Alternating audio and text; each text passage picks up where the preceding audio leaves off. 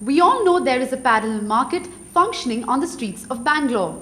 But how many of us know that this parallel market violates the Karnataka State Police Act of 1963, which bans obstruction of pavements?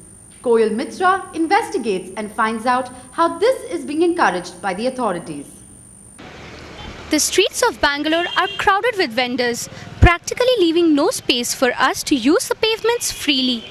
Sadly, the authorities seem to be doing nothing to improve the situation.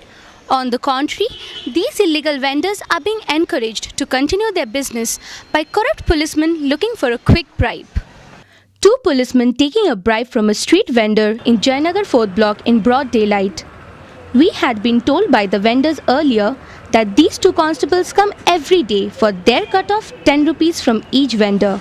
Traffic wala mahine mein aata hai 150. We have to pay 150 rupees to the traffic policemen once in a month. Other than that, we pay 10 rupees to the police who come on their daily rounds. If we refuse, policemen harass us. The city's police chief says his department has tried to crack down on bribe taking. Yes, we accept we have not been able to eradicate this problem. But we take action whenever this comes to our notice. This practice has been going on for 50 years. Not only I, but everybody is aware of this. The BBMP commissioner, on the other hand, washed his hands of the whole affair. We are not aware of such arrangements, if any, and such arrangement is not acceptable under law.